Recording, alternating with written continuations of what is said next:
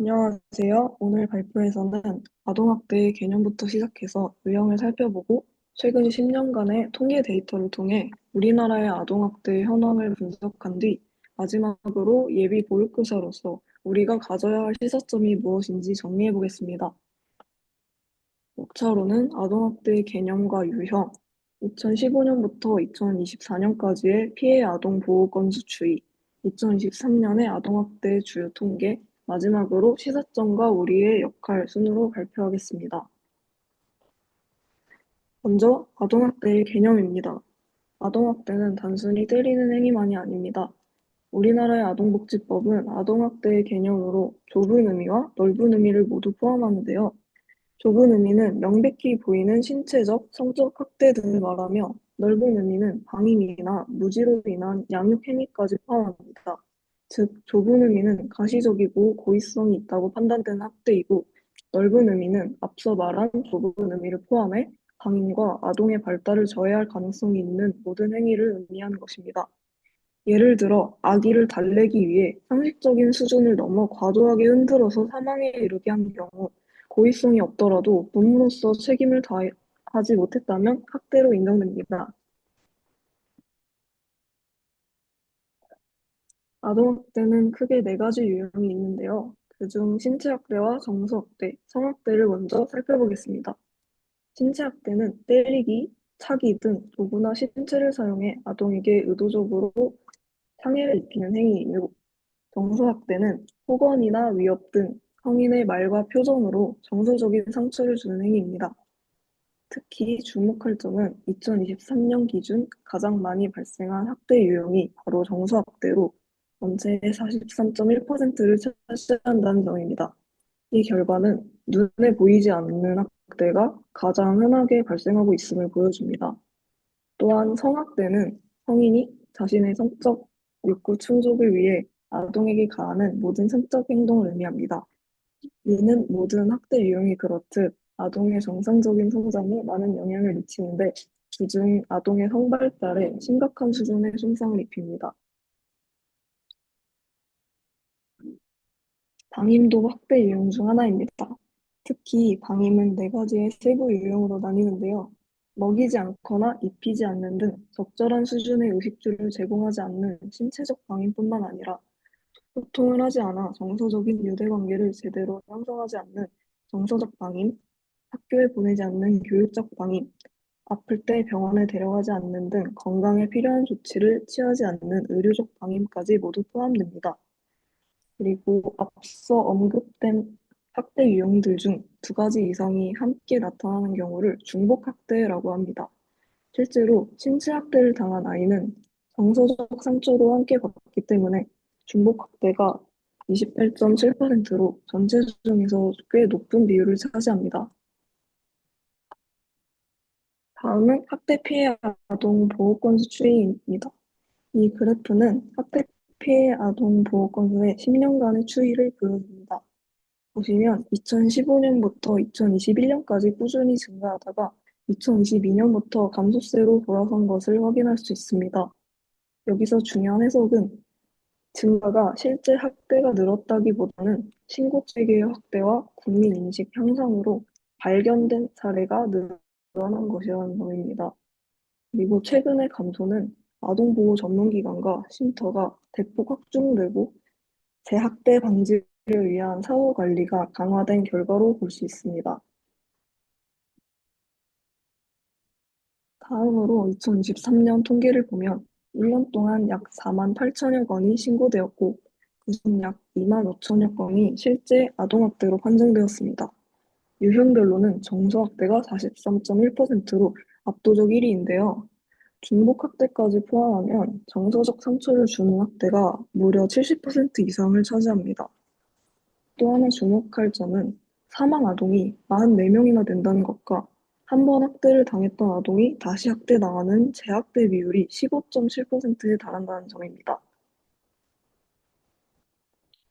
학대 행위자의 통계는 매우 충격적인데요. 가해자의 85.9%가 다름 아닌 부모라는 점입니다. 발생 장소도 82.9%가 가정 내였습니다. 즉, 아이들이 가장 안전해야 할 집에서 아이들을 가장 보호해야 할 부모에게 학대를 받고 있는 것입니다. 특히 사망 사례를 보면 6세 이하의 영유아가 60% 이상을 차지하는데 이는 자기 방어 능력이 없는 어린 연령대의 아이들이 가장 큰 위험에 노출되어 있다는 것을 보여줍니다. 우리 보육교사가 신고 의무자로서 적극적으로 역할을 해야 하는 이유가 바로 여기에 있습니다. 정리하자면 아동학대는 단순한 가정 내의 문제가 아닌 사회 전체가 신경 써야 할 문제입니다. 통계가 보여주듯 가해자의 대부분이 부모이고 발생 장소도 가정 내가 압도적입니다. 이는 즉 가정 내의 학대를 예방하는 교육적 시스템이 시급하며 비가시적인 학대에 대한 사회적인 인식 개선이 필요하다는 점, 그리고 재학대 방지를 위해 한 번의 개인만이 아닌 지속적으로 피해 아동을 사후 관리할 수 있는 체계를 보완해야 한다는 점을 시사합니다. 우리 예비 교사들은 신고 의무자로서 법적 책임이 있을 뿐만 아니라 아동을 매일 만나는 가까운 어른으로서 학대 징후를 가장 먼저 발견할 수 있는 위치에 있습니다. 아동권리보장원의 말처럼 아동학대는 모든 범죄의 근원입니다. 우리의 작은 관심과 신고 한 번이 한 아이와 가정을 바꿀 수 있다는 점을 기억하며 아동학대에 대한 발표를 마치겠습니다. 감사합니다. 참고 자료와 출처에 관한 페이지입니다. 질문 받겠습니다. 감사합니다. 자, 이번 이 아동학대에서는 아동학대가 어디까지를 아동학대로 보느냐 하는 개념이 나오는 이 슬라이드예요. 그래서 아동학대라는 것은 그 아동복지법상 아동학대의 정의가 명확히 규정이 되어 있습니다. 그래서 좁은 의미의 학대와 넓은 의미의 학대로 여기 슬라이드에 제시가 되어 있지만 현재 우리나라에서 아동학대로 보는 것은 기본적으로 방임을 포함해서 신체학대, 정서학대, 성학대 이 모두를 학대의 개념으로 범주화시켜서 정의 내리고 있어요. 그래서 아동학대라는 것은 아동의 건강한 성장과 발달을 저해하는 그 모든 그 요소와 그 환경이라고 우리가 이제 이야기할 수가 있는데 법적인 측면에서의 아동학대의 정의는 아동복지법상 정의가 되어 있습니다. 그리고 아동복지법상 아동학대의 그 유형도 방임을 포함하고 있어요. 그래서 방임, 신체학대, 정서학대, 성학대 이렇게 학대의 유형은 어, 음, 나뉘어 있다. 네, 그다음 슬라이드 넘겨주세요. 그래서 아동학대 유형으로 신체학대, 정서학대, 성학대 뿐만 아니라 방임을 우리나라에서는 학대 유형으로 어, 포함시킨다. 그래서 아동학대 유형에 방임이 들어간다. 그래서 방임이라고 해서 학대가 아니지 않는가? 아니다. 방임도 학대다. 이제 이렇게 이해하시면 되겠습니다. 그리고 여기서 이제 한 가지 좀 덧붙일 얘기는 정서학대는 사실 그 다음 슬라이드에서도 아까 그 발표할 때 나왔지만 최근에는 중복 학대의 사례가 많이 이 통계로 잡히고 있거든요. 그런데 그 중복 학대에 어떻게 보면 정서학대 단독으로 나타나는 경우도 있지만 방임이나 신체학대, 성학대에 정서학대는 어떻게 보면 어, 뗄래야 뗄 수 없이 함께 그 주어지는 학대이기도 하죠. 자, 누군가로부터 내가 어, 폭력을 행사당했어요. 그러면 몸만 아픈가요? 그렇지 않죠? 마음도 같이 아픕니다. 누군가로부터 내가 어떤 성학대를 당했어요. 그럼 과연 성학대만 당하는 것일까요?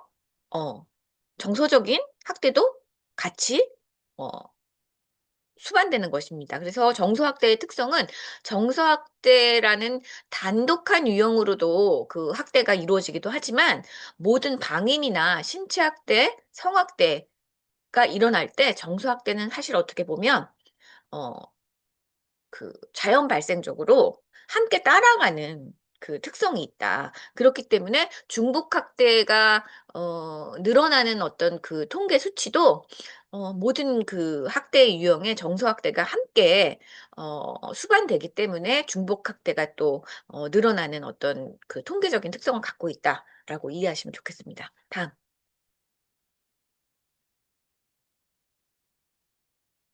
그래서 이제 아까 여기 방임 여기 얘기했고 조금 전에 설명한 내용들이 다 어 제시되고 있어요. 그중에서 신체학대와 정서학대가 중복학대로서 2023년 기준으로 봤을 때 음 가장 그 중복학대 비율에서의 유형별로는 가장 높다. 이제 이렇게 제시를 하고 있는데 왜 지금은 26 년인데 23년, 24년 통계 자료를 인용했을까라는 의문을 가질 수 또 있는데 이게 전국 규모의 통계 그 자료를 컬렉팅하고 분석을 하려고 하다 보면 시간이 좀 필요하죠. 그래서 최근에 가장 최근 26 년을 살아가는 현재 우리가 가장 그 종합적으로 볼 수 있는 최근 데이터가 2024년 것까지 분석이 되어 있어요. 왜냐하면 2025 년은 현재 26 년에 25년 연말까지 모아진 데이터를 26년 지금 초반이니까 상반기니까 지금 그거를 데이터를 분석을 하고 있기 때문에 어 지금 음 26년 의 최신 자료로 우리가 인용할 수 있는 것은 어 24년 정도까지가 어 최근 통계 자료다. 인용할 수 있다라고 얘기할 수 있겠습니다. 네.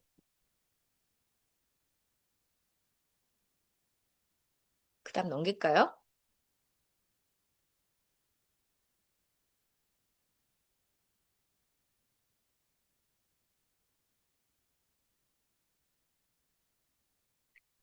학대 피해 아동 건수 이 경향성을 보시면 여기에 잘 정리가 되어 있어요. 어 사회적인 인식 증가하고 아동 보호 전문 기관의 설립과 사회적인 또 법적인 제도적인 장치를 통해서 우리가 그 학대에 대한 인식이 사회적인 인식이 높아졌어요. 제고가 됐죠. 그래서 신고 그 의식이 높아짐에 따라서 신고 건수가 많아졌다. 어. 신고 건수는 많아졌는데 인제 어 그 정점을 찍은 다음에 학대로 판별된 건수가 살짝 감소하는 추세를 보이고 있지만 어 좀 정체되는 시기다. 어 그러니까 계속 하향 곡선을 그리는 게 아니라 살짝 하향하는 듯 하면서 그 부분에서 언저리에서 계속 그 건수를 유지하고 있다. 결국 이 얘기는 학대 신고 건수는 드라마틱하게 늘었음에도 불구하고 우리가 학대 판별 건수가 드라마틱하게 줄고는 있지 않다라는 거죠. 그래서 이 인제 원인을 우리가 찾아 들어가서 보면서 살펴보면 학대가 한 번에 단독으로 그 학대가 발생하고 그것에 대한 어떤 예후가 어 좋아지는 것보다는 반복 그 재학대가 일어나는 어떤 경향이 좀 더 최근에는 늘어나고 있는 추세고 한 번 학대가 생기면 굉장히 과거보다 어 단순 사건보다는 뭐 학대가 단순한 게 어디 있겠습니까만 어 부모 교육이나 부모 상담이나 아동의 어떤 심리 치료로 끝날 수 있는 그런 수준의 학대보다는 오히려 아동이 사망에 이르는 어떤 그 심각한 수위까지 어 가는 학대의 사례 건수가 좀 더 부각되는 그런 모습을 보인다. 우리가 인제 고렇게 그래서 학대가 일어나면 굉장히 심각한 수준에 이르는 학대가 과거보다 더 좀 부각되어 나타나는 그러한 어떤 것들을 우리가 최근의 변화의 어떤 한 그 경향으로 볼 수가 있겠습니다. 자 넘기실까요? 음. 판정의 흐름은 아동학대 판정 신고 건수도 늘었고 판정으로 일어나는 그 판정의 흐름이 절반 이상 그러니까 의심 사례에서 이제 신고받은 사례의 거의 뭐 과반 비율 이상이 학대로 인정이 됐다라는 거죠. 굉장히 높은 비율입니다. 그만큼 사회가 학대에 대해서 촘촘하게 바라보고 있다는 겁니다. 법적으로도 그렇고. 네.